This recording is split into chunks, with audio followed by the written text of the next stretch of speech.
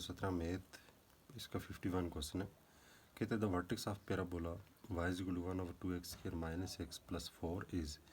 ये पैराबोला की इक्वेशन है। इसके वर्टेक्स कौन से होंगे इनमें से चारों में से? हम इसको सॉल्व करते हैं, वर्टेक्स बनाते हैं तो वो निकलाएंगे। -1/2x square minus x plus 4, यहाँ पे माइनस है, सॉरी ये लिखने में गलती हुई।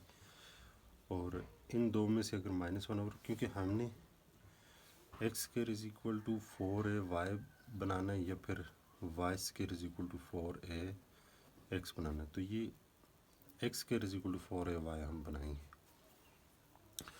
तो -1/2 कॉमन लेते इधर से भी, तो ये बात आता है x square plus 2x plus 4।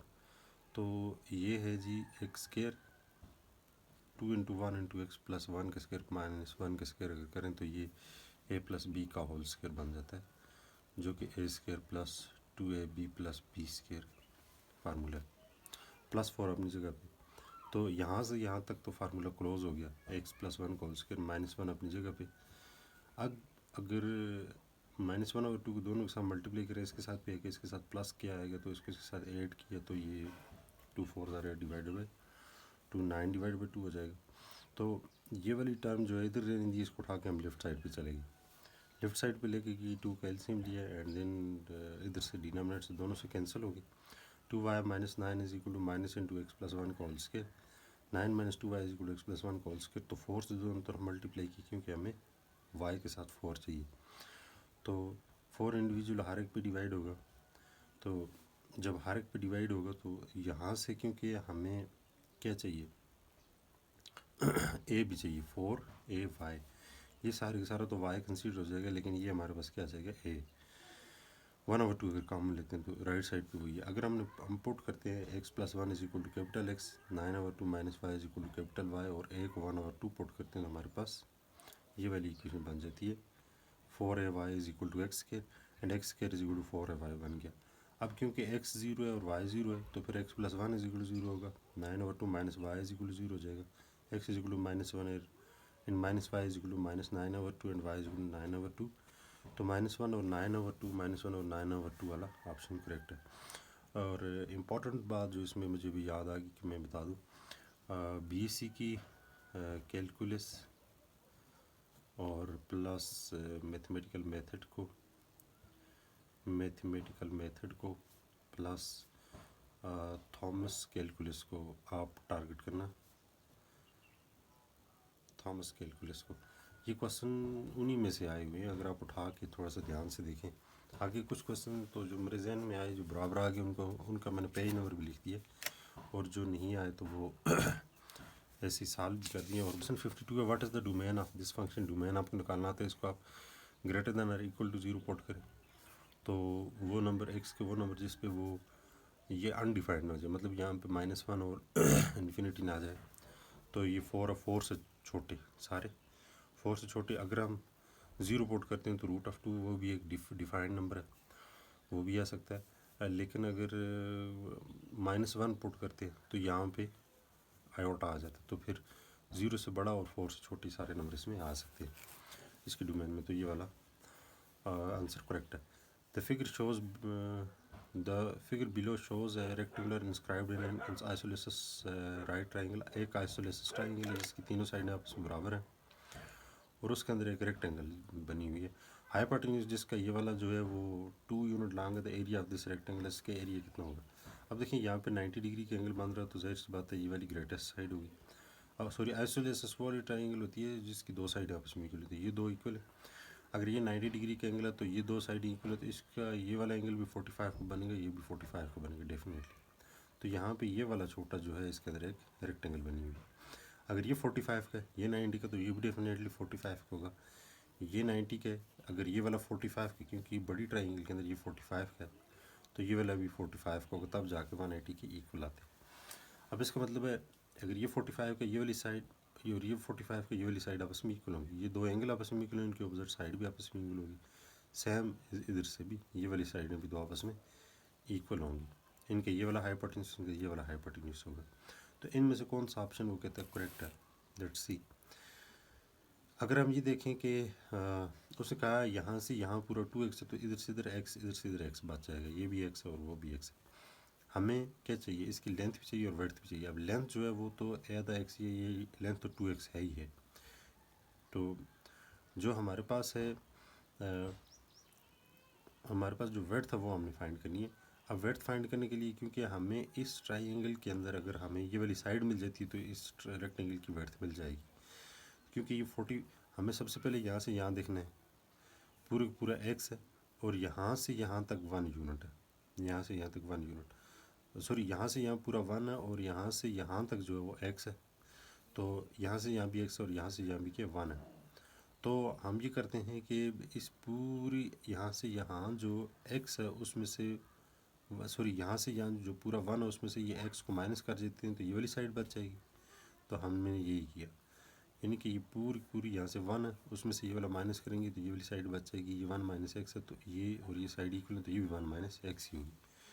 So tan of 45 जो होता है परपेंडिकुलर ओवर बेस होता है। तो ये परपेंडिकुलर है और ये वाली बेस है क्योंकि ये तो हाइपोटेन्यूज है। So perpendicular divided by base that is equal to tan 45 पे 1 होता है, ये वर्थ डिवाइड 1 माइनस एक्स आ जाएगा, वर्थ 1 माइनस एक्स आ जाएगा। तो एरिया लेंथ मल्टीप्लाई वर्थ होता है, लेंथ हमारे पास 2x है, वर्थ हमारे पास 1 माइनस एक्स है, तो ये 2x इंटू 1 माइनस एक्स वाला ऑप्शन ऑफ आ जाए। इसमें देखें limit x approaches to infinity 2 plus sine of x divided by, हैं तो आसान से क्वेश्चन, लेकिन ये पेज नंबर 110 है, एग्जाम्पल नंबर 11 है, थॉमस कैलकुलस का 11th एडिशन जो है ये उसमें से इसने दिया हुआ है। Limit x approaches to infinity 2 plus sine of x over x, 2 plus limit 2, क्योंकि कांस्टेंट पे तो लिमिट अप्लाई नहीं होती, sine of x over x पे होगी, एक्स अप्रोचेस इन्फिनिटी, जीरो तो नहीं है, तो ये तो एक फाइनाइट नंबर बन जाएगा। डिनोमिनेटर में इन्फिनिटी आ जाएगी तो फाइनाइट नंबर अगर इन्फिनिटी जीरो होता है, समथिंग अगर इन्फिनिटी इक्वल टू जीरो, तो 2 plus zero is equal to इसकी लिमिट 2 आ जाएगी। Which of the following which is the equation of the oblique asymptotes for the function, इस फंक्शन के लिए ऑब्लिक एसिम्पटोट्स क्या होते हैं, ऑब्लिक एसिम्पटोट्स भी, ये page number 111 Thomas calculus 11th edition page example number 12 है, उसमें उसने डिटेल में ऑब्लिक एसिम्पटोट्स लिखे हुए हैं। इस फंक्शन के ऑब्लिक एसिम्पटोट्स क्या आते हैं, ऑब्लिक एसिम्पटोट्स में हमें ये करना पड़ता है, इसको इस पर डिवाइड करना पड़ता है और जो हमारे पास होता है इसका रिमाइंडर को हम जीरो करते हैं और बकाया इसके ऑब्लिक एसिम्पटोट्स बन जाते हैं।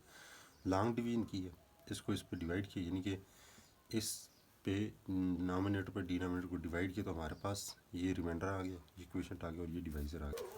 क्वेश्चन रिमाइंडर डिवाइजर वाले तरीके से लगाते हैं, तो ये क्वेश्चन है रिमाइंडर डिवाइड बाई डिवाइजर, तो इसको सॉल्व के यहाँ तक पहुँच गई और जो ही एक्स अप्रोचेस टू इन्फिनिटी होगा रिमाइंडर गोज टू जीरो हो जाएगा, क्योंकि डिनोमिनेटर में इन्फिनिटी आ जाएगा, infinity something over infinity equal to zero. So asymptotes ये वाले बन जाएंगे हमारे पास। यहाँ पे ये वाला ऑप्शन जो है वो करेक्ट है। Limit x approaches to infinity root of x sine of 1 divide by x is equal to what, ये क्या है, इनमें से कौन सा ऑप्शन है। तो हम लिमिट अप्लाई करते हैं, root of limit x approaches to infinity root of x, और यहाँ पे इन्फिनिटी आता है and sine of 1 divide by infinity, ये क्या हो जाएगा sine of zero, sine zero पे ज़ीरो दे देता है, इधर इन्फिनिटी आ गया, साइन ज़ीरो पे sorry 1 divide by infinity equal to sine zero पे ज़ीरो हो जाता है, तो ये तो इन्फिनिटी यहाँ पे क्या आ जाएगा ज़ीरो, तो that is equal to zero आ जाता है। सॉरी ये गलत हो गया मुझे, पता नहीं कैसे मैंने। नेक्स्ट कहता है the horizontal and vertical asymptotes of the curve y is equal to x plus 3 divide by x plus 2 are. अब इसमें जो डिनोमिनेटर होता है, डिनोमिनेटर में जो वैल्यू आती है एक्स की वो जीरो करनी पड़ती है, फिर वाई की डिनोमिनेटर में जीरो करनी पड़ती है, फिर तो राइट साइड में डिनोमिनेटर में, और याद रखना एक तरफ सारे एक्स की वैल्यू, एक तरफ सारी वाई की वैल्यू होनी चाहिए। तो फॉर हॉरिजॉन्टल एसिम्पटोट्स तो डिनोमिनेटर में एक्स प्लस 2 को जीरो करते हैं तो ये हमारे पास x is equal to minus 2 आ जाता है। अब इसको वाई में कन्वर्ट करेंगे, रीअरेंज करते हैं, डी ने इधर जो डिवाइड उधर ला कर मल्टीप्लाई करते हैं तो ये आ जाता है एक्स प्लस 2, तो x y plus 2 y is equal to x plus 3, x इसको उठा के एक्स वालों को इकट्ठा किया, वाई को दूसरी तरफ लेके गए, एक्स को यहाँ से कॉमन लिए 3 minus 2 y, 3 minus 2 y divide y minus 1, अब ये सारी वाई में चली गई, एक तरफ एक्स आ गया, डिनोमिनेटर्स का जीरो किया, y minus 1 is equal to zero, तो वाई इज इक्वल टू 1, तो x is equal to minus 1 and y sorry x is equal to minus 2 and y is equal to 1 जो है वो इसका वो वाला ऑप्शन जो है वो करेक्ट है। 58 which of the following statement about the unit step function, ये यूनिट स्टेप फंक्शन को भी हम कभी इंशाल्लाह पढ़ेंगे। उसमें कहते हैं u of x equal to 1 x greater than, ये एक पीस वाइज फंक्शन ही होता है, कौन सा इनमें से इनकरेक्ट है, इनमें से तो देखते हैं इस फंक्शन को देखते हैं। सॉरी किधर गया, कहते हैं it is right continuous at x is equal to zero, right hand continuous is at x is equal to left hand continuous at limit of u of x at D at x is equal to zero. इनमें से D वाला जो है वो incorrect है। It is continuous at x is x पे continuous नहीं है। अगर इसको आप ये एक्स इज लेस देन और इक्वल टू जीरो, ये वैल्यू ऑफ द फंक्शन भी यहीं से और एक्स इज ग्रेटर देन, तो ये राइट साइड से जीरो को अप्रोच करो तो वन दे रहा है और लेफ्ट साइड से अप्रोच करो तो जीरो दे रहा है, तो इक्वली नहीं आ रही, तो फिर ये वाला ऑप्शन जो है वो इनकरेक्ट है। The equation of the tangent line y is equal to f of x is equal to 8 divide by root of x minus 2 at 6 4 is, इनमें से कौन सी आएगी? तो हम इसको सॉल्व करते हैं, जो भी आ जाए equal to 8 divide by root of x minus 2, इसका फर्स्ट डेरिवेटिव लेते हैं तो ये वाला डेरिवेटिव आ जाता है, एंड देन यहाँ से हमारे पास 6 पुट करते हैं, क्योंकि y इंटरसेप्ट पुट करते हैं तो ये हमारे पास यहाँ पे ये स्लोप देता है। तो point slope form of equation of straight line से ये चीज़ चेक करते हैं, तो y माइनस 4 माइनस 1 और 2x माइनस 6, तो सॉल्व किया तो ये वाला आंसर जो होता है वो करेक्ट है। What is the value of b in g of x continuous at every x की हर वैल्यू पे कंटिन्यूस हो, तो ये x is less then left side से, ये राइट साइड से वैल्यू ऑफ द फंक्शन है। लेफ्ट हैंड लिमिट ली, right hand limit ली, तो इक्वल, तो ये 1/2, उधर -1/2 मेरे ख्याल में ये माइनस, शायद यहाँ से माइनस ही आता है, तो ये वाला ऑप्शन जो है सी वाला करेक्ट आता है। If prime of x find करना है, if f of x is equal to x के sine of x, x is not equal to zero, zero x is equal to zero, तो इसका हमने फर्स्ट डेरिवेटिव फाइंड करना है। ये भी जो है थॉमस कैलकुलस एडिशन 11, और ये जो है एग्जांपल नंबर 58 पेज नंबर 158 पे ये क्वेश्चन पड़ा हुआ है। ये क्वेश्चन है, अभी तक उन्होंने सारे की सारी एग्जांपल्स दी थी, यहाँ पे ये वाला जो दे दिया उसने क्वेश्चन दे दिया। If prime of a is equal limit x approaches to a f of x minus f of a divide by x minus a, zero पे चेक करते हैं। Limit x approaches to zero f of x minus f of zero divide by x minus zero, तो x की जगह पे f of x उसका function आ जाएगा, डिवाइड बाई एक्स आ जाएगा, तो हम इस पर लिमिट अप्लाई करते हैं, दैट इज इक्वल टू, ये तो जीरो हो जाएगा, sine of 1 divide by sine of 1 divide by zero, तो एक फाइनाइट नंबर आएगा, जाहिर सी बात है इन्फिनिटी पे फाइनाइट नंबर देता है, तो फाइनाइट नंबर को अगर किसी भी जीरो से मल्टीप्लाई करें जीरो ही आ जाता है, तो ये वाला इसका जीरो वाला ऑप्शन ये वाला करेक्ट है। कहते हैं for what value of x the curve this has horizontal tangents, तो देखें y is equal to x square minus 2x plus 2, y का फर्स्ट डेरिवेटिव लेंगे for horizontal some towards y prime equal to zero हो जाएगा, उसका derivative जो होगा वो जीरो हो जाएगा, तो जीरो करते हैं तो यहाँ से x की 3 वैल्यू निकल के आती हैं, 0 1 और -1, ये मेरे ख्याल में -1 नहीं है, ये -2 नहीं है, -1 आता है, 0 1 और -1 यहीं पे ये वाला ऑप्शन आता है। Consider the function f of t is equal to 2 minus mod of t on the interval -1 and 3, -1 और 3 इंटरवल के लिए हम उसको चेक करते हैं। तो एफ ऑफ टी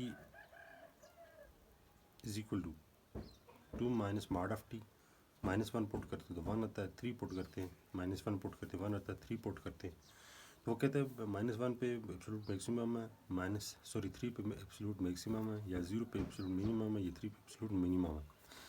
तो अगर आप देखें ये मैंने सब वैल्यू पुट की, ये और ये तो सबसे छोटी वैल्यू जो है -1 वो आई है 3 पे, सबसे बड़ी वैल्यू जो है वो 2 पे, मैक्सिमम वैल्यू जो आई है 2 पे, तो सॉरी मैक्सिमम वैल्यू जो है ये 0 पे। अब 0 पे जो कहते हैं मिनिमम आनी चाहिए, मिनिमम आती है नहीं, 3 पे देता है मिनिमम आएगी, 3 पे भी देता है मैक्सिमम, तो 3 पे उसने मिनिमम आई है, तो ये वाला ऑप्शन जो है ये करेक्ट है, डी वाला।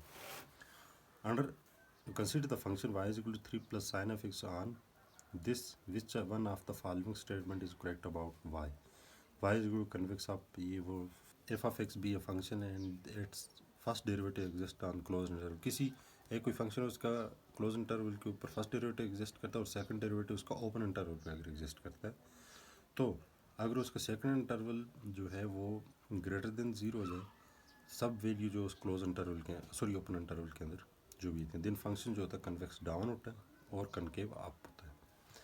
अगर वो लेस देन 0 हो जाए तो वो इसका उलट हो जाए, कन्वेक्स इधर डाउन है तो इधर कन्वेक्स अप हो जाएगा, और इधर कनकेव डाउन अप है तो कनकेव इधर डाउन हो जाएगा। अब हम इसको देखते हैं, हमारे पास जो फंक्शन इक्वल टू 0 हो जाए तो पॉइंट ऑफ इन्फ्लेक्शन फिर हमें निकालना पड़ता है। तो इसका फर्स्ट डेरिवेटिव लिया काज ऑफ एक्स है, सेकंड डेरिवेटिव लिया तो minus sine of x equal to zero, sine of x is equal to zero, तो ये point of inflection 0 pi and 2 pi आता है। तो क्योंकि हमें उसने जो इंटरवल दो ही दिए हुए हैं, एक तो ज़ीरो से पाई और दूसरा पाई से 2 पाई। अब अगर 0 से पाई देखें तो यहाँ से यहाँ ये वाला बनता है काज का साइन के, ये वाला कर्व बनता है। 0 से पाई पे ये कनकेव कुछ इस तरह से बनती है, कनकेव अप, और कन्वेक्स डाउन इस तरह से बनती है। तो अगर देखें 0 से पाई तक ये तो कनकेव अप बन गई, तो सॉरी नहीं, हमारे पास पाई से 2 पाई जो बनती है ये कनकेव डाउन बनती है और कनकेव अप बनती है, ये कनकेव अप है। कनकेव अप का ये मुंह ऊपर होना चाहिए, मुंह ऊपर खुला होना चाहिए, कनकेव अप हो जाती है। तो हम फिर इसमें से जो कनकेव अप वाली जो कंडीशन है ना वो वाली करेक्ट इसमें आ जाती है। तो इसको आप मुलाज़ा कीजिए, आपको समझ आ जाएगी। A solid generator when region between the curve was root of x 0 is less than x is less than or equal to 4 and x axis is revolved about x axis find its volume find करने के लिए हम disc method use करते हैं। v is equal to pi a to b f of x mod का square dx। तो यहाँ पे क्योंकि फंक्शन तो रूट ऑफ एक्स और 0 to 4 होगी तो किया तो ये हमारे पास 8 पाई आ जाएगी। If double prime is continuous and m is upper bound of for the value of if double prime on AB, then the error E of t and trapezoidal approximation of the integral, उधर मैंने सारे option नहीं लिखे, सीधा trapezoidal का जो error वो error आता है b माइनस लेस दैन और equal to b minus a call square divided by 12 n square into m upper bound साथ मल्टीप्लाई करें। The improper integral -1 to infinity x power minus p converges, ये सारे को जो है हमने पहले ये पुट किया फिर ये पुट किया तो इस पे जाके कन्वर्ज कर रहा था।